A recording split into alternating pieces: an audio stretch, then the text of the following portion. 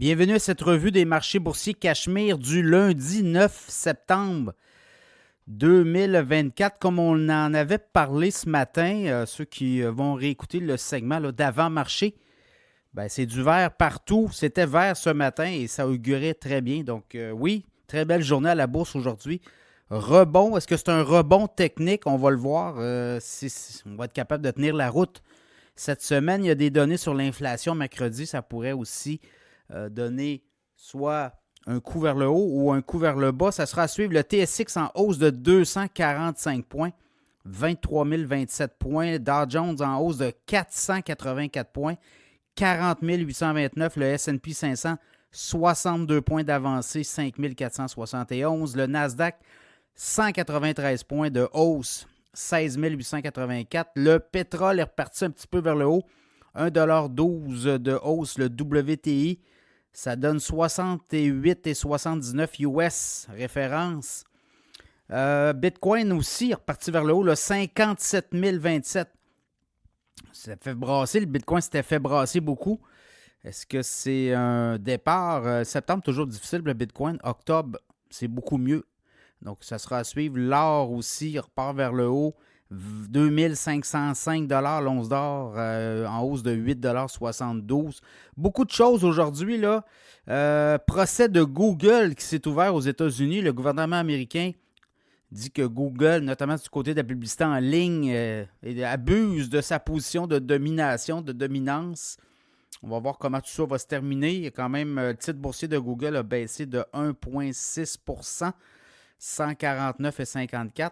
Ça sera à suivre aussi. Il y a des avocats, ça peut être long. Est-ce qu'on aura raison? Ça sera à surveiller. Également, Apple a présenté ses téléphones iPhone nouvelle génération. En fait, on dit qu'il y a de l'intelligence artificielle à l'intérieur de tout ça.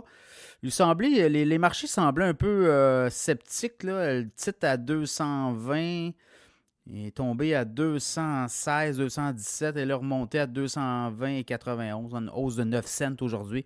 Il y a des nouveaux produits également du côté des montres. Ça sert à surveiller. Nvidia rebondit solide aussi aujourd'hui de 3,6 %, 3,5, 3,6 % à 106,47 $. Palantir augmente aussi beaucoup de 14 % aujourd'hui, 34,60 $.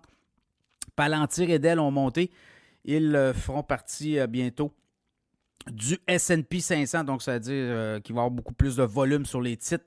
Tous les indices qui répliquent le S&P 500, les fonds, les ETF, vont acheter du Palantir et du Dell, donc ça pourrait faire bouger le titre au cours des prochains trimestres. Couche-Tard, 7-Eleven ne semble ne vouloir rien savoir.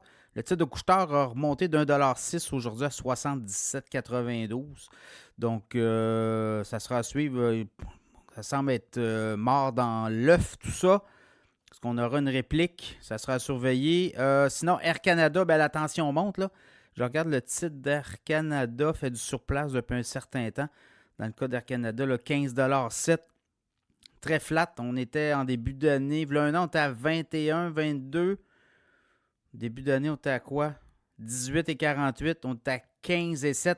Ça faut savoir que si là, il y a un accord d'ici le 17 septembre, parce que là, il pourrait y avoir une grève des pilotes pendant plusieurs jours, 72 heures qu'on dit.